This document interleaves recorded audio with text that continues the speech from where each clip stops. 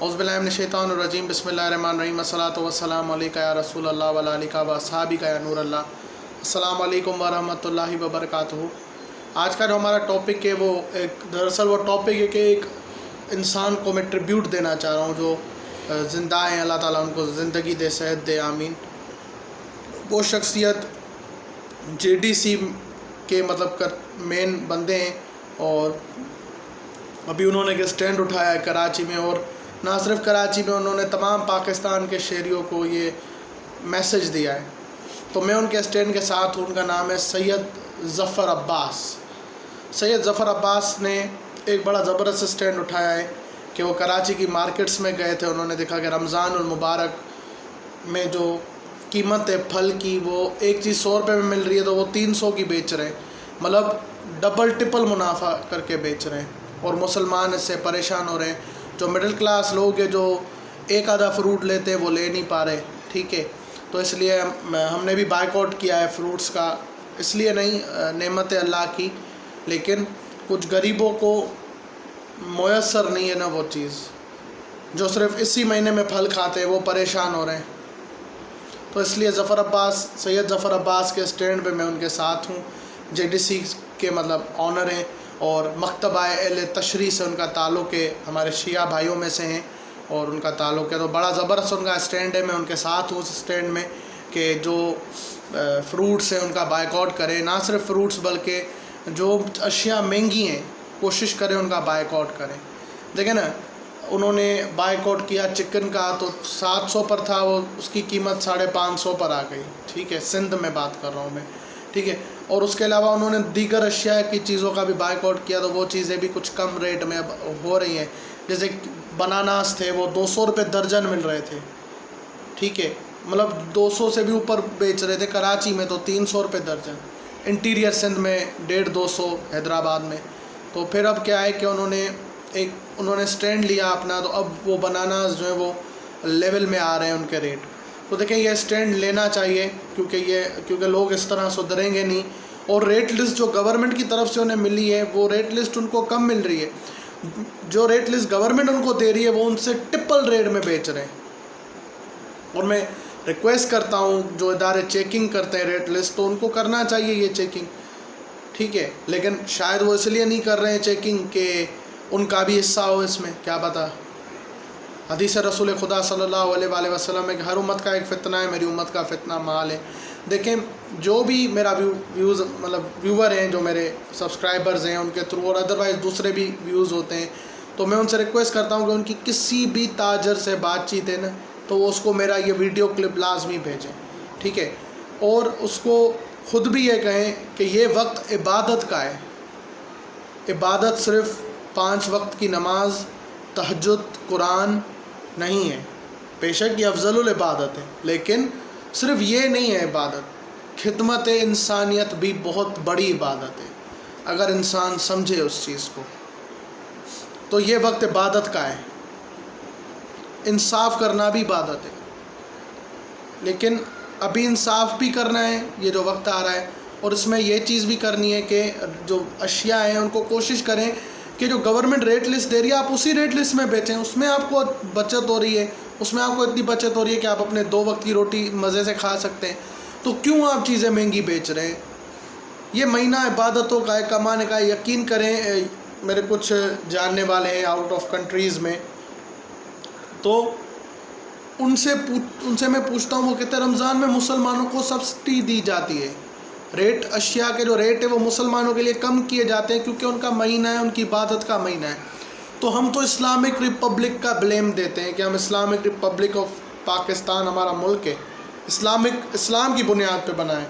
और हकीकत है, कायद आज़म मोहम्मद अली जिन्ना ने इनको इस्लाम की बुनियाद पे बनाया है। ला इलाहा इल्लल्लाह मोहम्मद रसूलुल्लाह। पाकिस्तान का मतलब क्या? ला इलाहा इल्लल्लाह मोहम्मद रसूलुल्लाह। इस बुनियाद पे बना है ना। हमें इबादत में डिस्टर्बेंस होती थी, इस बुनियाद पे पाकिस्तान बना है ना। उसके बाद क्या हम कर रहे हैं, किस रास्ते पे जा रहे हैं? ये इबादत का महीना है कि आप सब्सिडी दें गरीबों को चीज़ें सस्ती दें, ना कि आप ज़ख़ीरा अंदोज़ी करें या आप अपने मन चाहे रेटों में बेचें। कुछ जो चेक करने वाले हैं, जो इदारे हैं, उनसे आप ڈیلنگ کریں اور وہ آ کے چیک کریں، تو اگر آپ مہنگا بیچیں تو کچھ حصہ انہیں بھی دے دیں. یہ کدھر کی انسانیت ہے؟ ہم اسلامک اسٹیٹ کلیم کرتے ہیں، یہ کون سا طریقہ ہے کہ کوئی ایک بندہ کراچی میں، یقین کرے، ایک بندہ رو رہا ہے 70 روپے کا سمبوسہ بک رہا ہے. بھائیو یہ زیادہ سمبوسے پکوڑے یہ چیزیں زیادہ عموماً چلتی ہیں رمضان میں. کتنے کا بیچ رہا ہے وہ سمبوسہ؟ اتنی مہنگائی تو نہیں ہے. مہنگائی ہے لیکن اتنی نہیں ہے جتنے کا وہ بیچ رہا ہے. 30 روپے کا بیچ لو جو ریٹ لسٹ ہے، 25 کا، 20 کا. چکن والا آپ اتنے میں بیچو تو چکن ابھی مہنگا ہے، سمجھ آتی ہے. سادہ جو ہوتا ہے وہ آپ اتنے میں بیچ رہے ہو.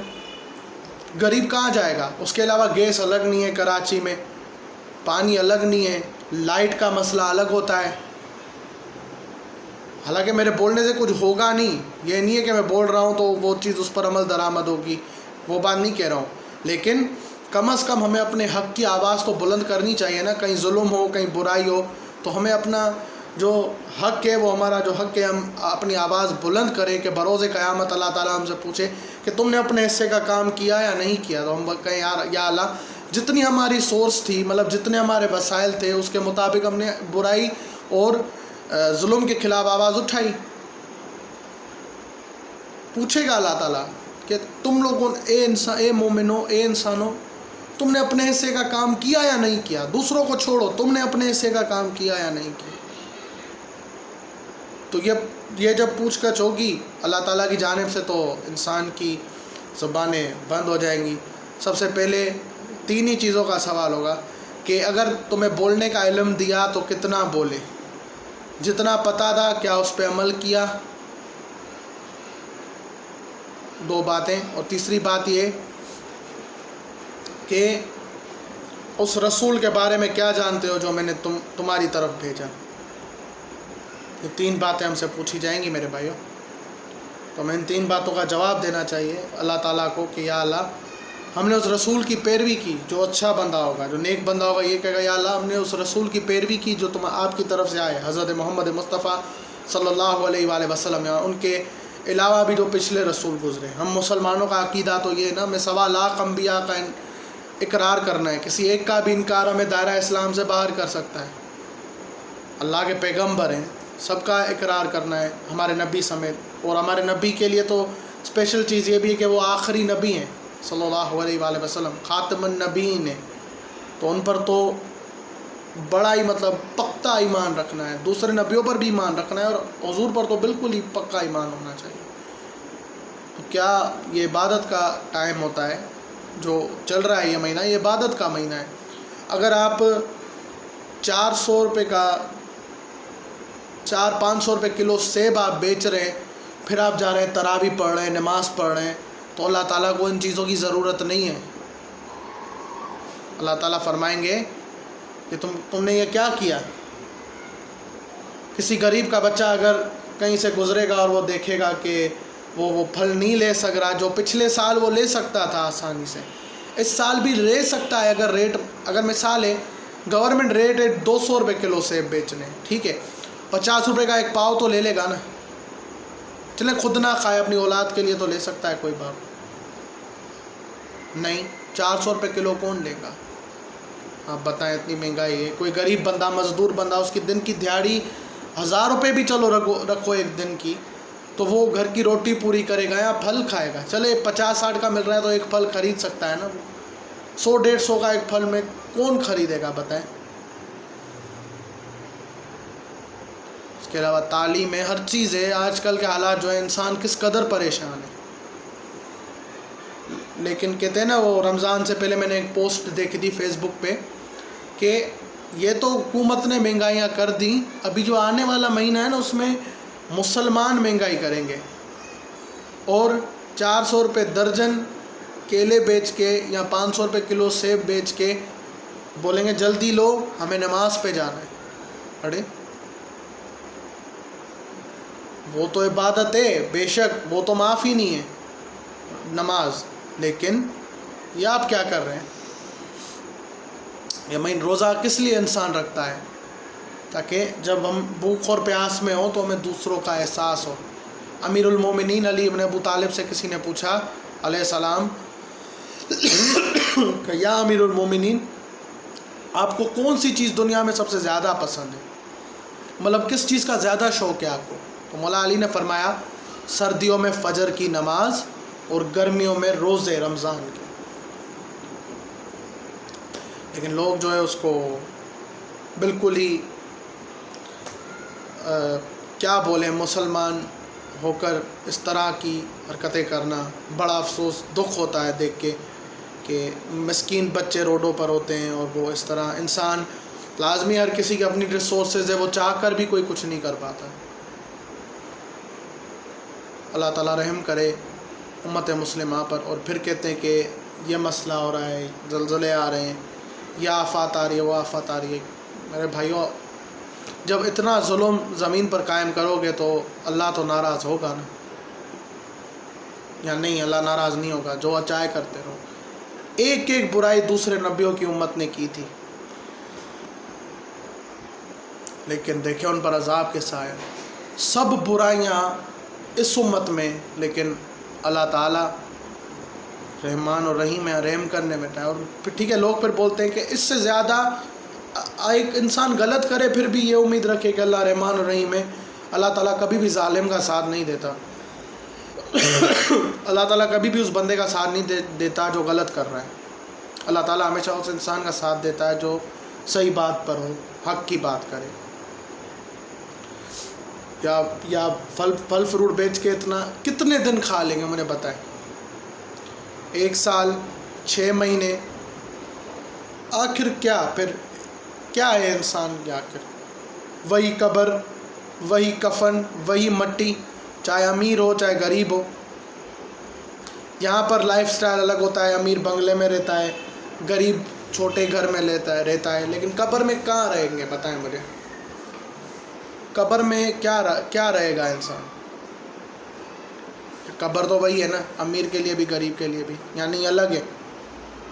ظاہری ٹائل ماربل بنا دیں آپ، کچھ بھی مقبرہ بنا دیں سونے کا، اس سے اس کے عمل خرید سکتے ہیں آپ، جو بھلے اس کی قبر بھی آپ پکی نہ کریں لیکن اس کے عمل اچھے ہیں تو وہ قبر میں خوش ہے۔ بھلے آپ اس کے سونے کا گنبد بھی بنا دیں اس کی قبر پہ، لیکن اگر وہ اس کے عمل اچھے نہیں ہیں تو وہ عذاب میں ہوگا۔ حضرت عثمان رضی اللہ تعالیٰ عنہ، مسلمانوں کے تیسرے خلیفہ، ایک قبرستان میں گئے اور ان کی آنکھوں سے آنسو نکلے اور گریہ زار ہوئے، تو پوچھا کہ حضرت عثمان سے کہ آپ یہاں کیا کر رہے ہیں اور کیوں رو رہے ہیں؟ اتنا روئے ان کی پوری داڑھی گیلی ہو گئی، جیسے وہ مطلب یوں پانی، انسان ہے نا داڑھی پہ پانی مارتا ہے، تو جیسے وہ پورا پانی مار کے داڑھی پہ، ایسی ان کی داڑھی ہو گئی، اتنا وہ روئے۔ پھر ان سے پوچھا کسی نے کہ حضرت عثمان سے کہ آپ کیوں رو رہے ہیں؟ تو انہوں نے کہا کہ مجھے عذاب قبر سے ڈر لگتا ہے۔ حالانکہ حضور کے ساتھ تھے، حضور کے صحابی ہیں، کیا فرما رہے ہیں؟ قبر کے عذاب سے ڈر لگتا ہے۔ تو میرے بھائیوں، انہوں نے تو حضور کی صحبت اختیار کی، ہمارے پاس کیا ہے؟ ہم تو بس یہ کہتے ہیں کہ ہمیں بخشوا لیں گے حضور، ظلم کریں گے حضور بخشوا لیں گے آپ کو۔ آپ کی وجہ سے کسی کے گھر میں کھانا نہیں جائے، کسی کے گھر میں روٹی نہیں پکے، کسی کے گھر میں فروٹ نہیں جائے، کسی کے گھر میں کچھ بھی، مطلب وہ معمولی چیزوں وہ خرید سکتا ہے، آپ کی مہنگائی کی وجہ سے وہ چیز نہیں جائے، کیا وہ بخشے جائیں گے؟ اللہ تعالیٰ ظالم کو ہمیشہ اللہ تعالیٰ ذلیل اور رسوا کرتا ہے۔ اللہ تعالیٰ کی جو نعمتیں جن کے لیے اللہ قرآن میں فرماتا ہے فَبِأَيِّ آلَاءِ رَبِّكُمَا تُكَذِّبَانِ، تم میری کون سی نعمتوں کو جھٹلاؤ گے؟ اگر اللہ تعالیٰ نے آپ کو موقع دیا ہے تو یہ موقع عبادت سمجھیں کہ آپ کوئی چیز بیچ رہے ہیں تو رمضان کا مہینہ ہے، رحم کریں ان لوگوں پر جو روٹین وائز چیزیں خریدتے ہیں، جو دیہڑی دار ہیں، جو اگر کمانے پر ایک دن نہ جائیں تو ان کی کمائی نہ ملے انہیں، ان لوگوں پر رحم کریں۔ ہر بندے کے پاس گورنمنٹ جاب نہیں ہوتی، ہر گھر میں گورنمنٹ جاب والا نہیں ہوتا۔ میرے فادر گورنمنٹ امپلائی ہیں، الحمدللہ۔ اللہ تعالیٰ کی ہر نعمت جتنا اس کا شکر ادا کروں کم ہے. میں خود جاب کرتا ہوں، اکاؤنٹنٹ ہوں. اللہ تعالیٰ کا کروڑ احسان ہے، لیکن ان لوگوں کا کیا جو اس طرح روڈوں پر ہیں، جن کے بچے چاہ کر بھی اگر وہ روٹین وائز نارملی وہ خرید بھی سکتے تو مہنگائی کی وجہ سے وہ چیز ان کو میسر نہیں. کہاں جائے گا انسان؟ عبادت کا وقت ہے، یہ عبادت کا وقت ہے مسلمانوں. عبادت کمال، جنت کمال ہے اس مہینے اللہ تعالیٰ دوزخ کے دروازے بند کرتا ہے، جنت کے دروازے کھول دیتا ہے. یہ جنت کمانے کا مہینہ ہے، جنت کمال ہے مسلمانوں. اور اس کے علاوہ بھی کہتے ہیں کہ ہر گناہ شیطان کرواتا ہے. شیطان ہے مردود، لعنت ہے اللہ کی اس پہ، ٹھیک ہے، لیکن شیطان ہی ہر گناہ نہیں کرواتا، انسان خود بھی کچھ چیزوں کا مرتکب ہوتا ہے. اور یہی بتانے رمضان المبارک آتا ہے. رمضان میں شیطان نہیں ہوتا نا انسان کے ساتھ، پھر انسان کیوں برے کام کرتا ہے رمضان میں؟ الٹا یہ جو چیز وہ نارملی بیچ رہا ہوتا ہے رمضان کے علاوہ، وہ چیز رمضان آتی ہے اس کی قیمتیں ڈبل کر دیتا ہے. کیوں؟ شیطان تو نہیں ہوتا. وہی میں نے کہا نا، حضور کی حدیث ہے کہ ہر امت کا ایک فتنہ ہے اور میری امت کا فتنہ مال ہے. اگر 2 سونے کی کانیں بھی مل جائیں پھر بھی وہ خواہش کرے گا کہ میرے پاس تیسری ہو. اللہ تعالیٰ اس فتنے سے ہم کو بچائے. آمین ثم آمین یا رب العالمین. باقی یہ جو اسٹینڈ ہے سید ظفر عباس والا، میں آپ کے ساتھ ہوں. ظفر عباس صاحب انشاءاللہ ہم اپنے حصے کی آواز لگائیں گے.